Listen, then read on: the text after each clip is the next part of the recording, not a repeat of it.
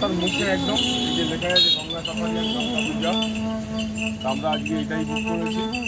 এখানে দুটো দ্বীপ আছে, কুদ্রুম দ্বীপ আর মধ্য দ্বীপ।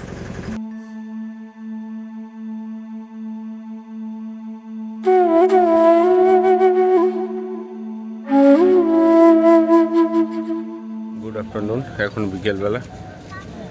তো আমরা এখন চলে এসেছি এই যে গদা ভবনের সামনে এই ডেস্কে। এখান থেকে আমরা এখন যাব গঙ্গা আরতি দর্শনে। ওই যে লেখা আছে গঙ্গা সাফারি গঙ্গা পুজো।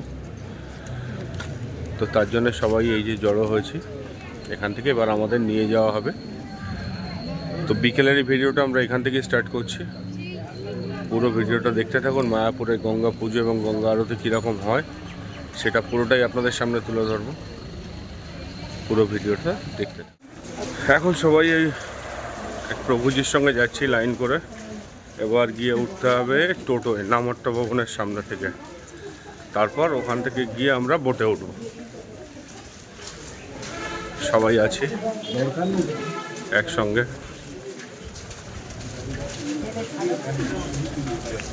আরাধ্যা কই? আরাধ্যা তোমার কাছে? আরাধ্যাকে আনা হয়নি।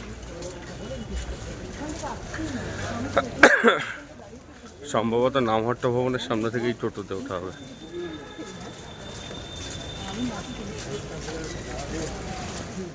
তো আমরা এই যে টোটোতে উঠে পড়েছি। এখন এবার ঘাটের কাছে যাচ্ছি, ওখানে গিয়ে ওখান থেকে বোটে উঠবো।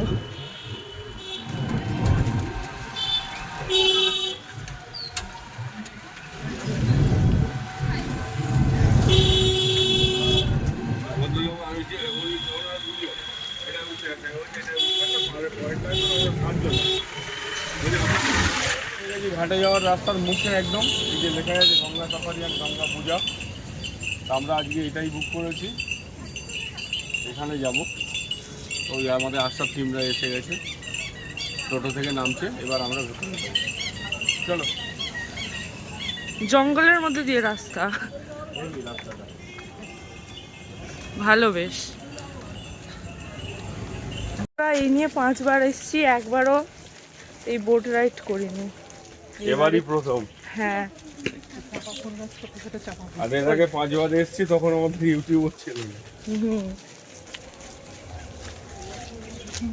তো চলুন দেখা যাক কেমন লাগবে, আপনাদেরকে অবশ্যই জানাবো। কেউ জানি এখান দিয়ে এতটা রাস্তা তো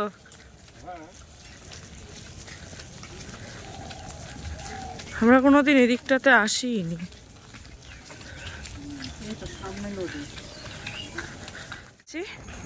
এই যে জেটি ঘাটের কাছে একদম।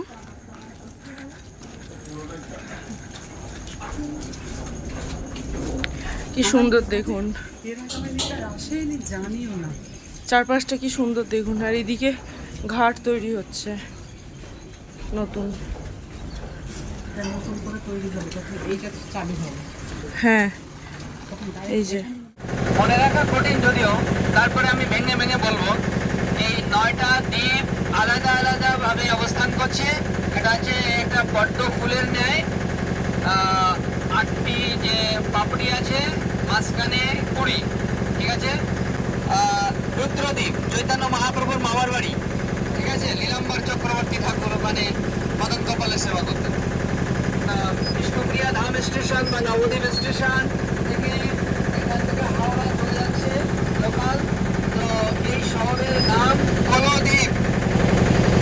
কলদ্বীপ, ঠিক আছে, কলাদ্বীপ, ঠিক আছে। আর এমনি বাংলাতে লেখা রয়েছে কলদ্বীপ, ঠিক আছে।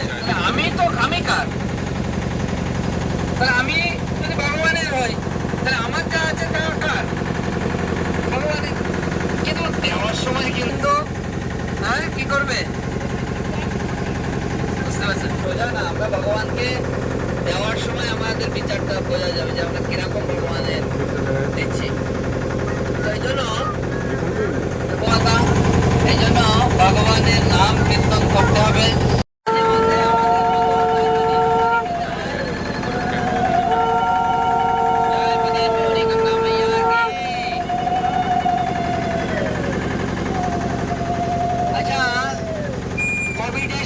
থেকে যে সেই একই থালায় খাওয়া দাওয়া বা একসঙ্গে না থাকা আবার কোনো কিছু এরকমটা আসবে না। কত ভয়ানক ভয়ানক জিনিস সামনে আসবে। তাই এই জন্য আমাদেরকে ভগবান একটা স্পেশাল চান্স দেন। তার মানে এখানে আসলে তোমাকে কষ্ট পেতে হবে।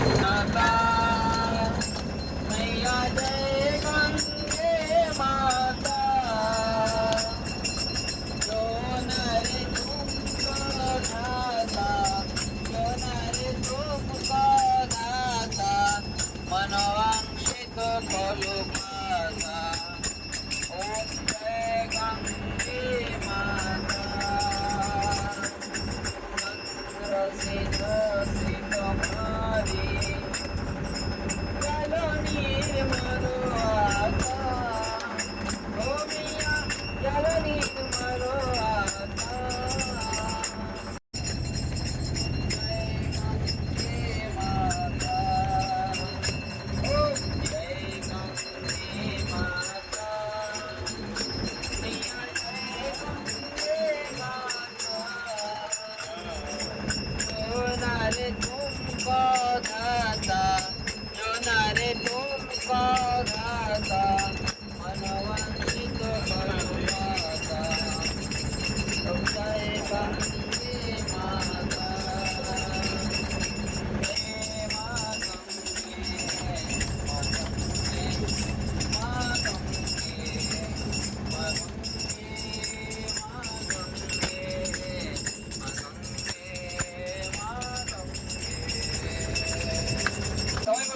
Hare Krishna, Hare Krishna, Krishna Krishna, Hare Hare, Hare Rama, Hare Rama, Rama Rama, Hare Hare, Hare Krishna, Hare Krishna, Krishna Krishna, Hare Hare, Hare Rama,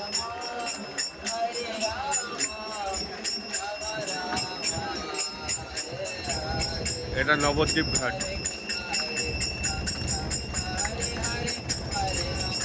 আমরা যেটা পার করছি এটা নবদ্বীপ ঘাট।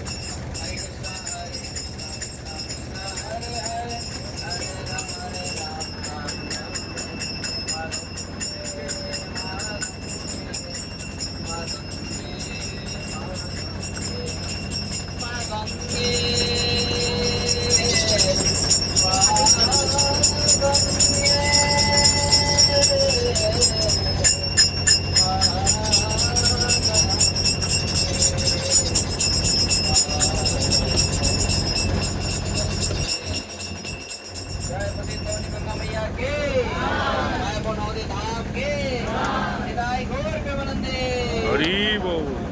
হরে কৃষ্ণ। আরতি শেষ হলো এখন। ছোটবেলার নাম কি? এবার আমরা আবার ঘাটে ফিরে যাবো তো। হ্যাঁ, এবার আমরা ঘাটে ফিরে যাব। আচ্ছা, অভয় চরণ দে। আর তার সঙ্গে সঙ্গে দেওয়া হয়েছিল তো। শেষ করব অভয় মানে কি জানেন আপনারা? আজকের গঙ্গা পুজো, গঙ্গা আরতি অভয়। এবং আমাদের এই বোট যাত্রার ব্লগটা। কৃষ্ণ পরিবারে জন্ম হয়েছিল, ঠিক আছে?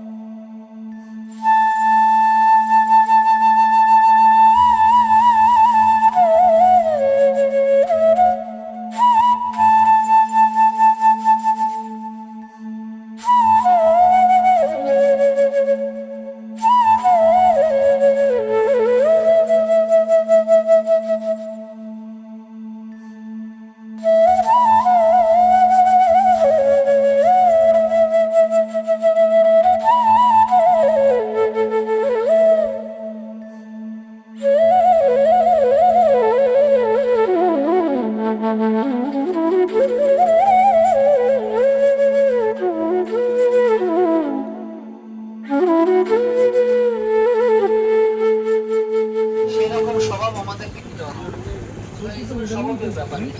তাই জন্য প্রথম কি হয়, কেউ যদি কোনো পরিবারে ধর্ম করে, সে তৎক্ষণিক তার সত্যি অসুর আছে, তার সুর মানে দেবতা গুণ। তো আপনি যখন দৈব গুণ সম্পূর্ণ শেষ হলো নৌকা ভ্রমণ। অনেকক্ষণ অনেকটা নিয়ে যে কে প্রথম আপনাকে বাধা দিচ্ছে কি আর ওই মেঘগুলো দেখ কি সুন্দর লাগছে। আর তা কি বলছিস? তার মানে আপনি হয়তো বলবেন না তোমরা ওষুধ, কিন্তু আপনি বুঝতে পারবেন এরা তুমি দেখো এই নৌকা ভ্রমণ শেষ হওয়ার সাথে সাথে আজকের ব্লগটাও এখানেই শেষ করছি। সবাই সুস্থ থাকবেন, ভালো থাকবেন। ছোটরাই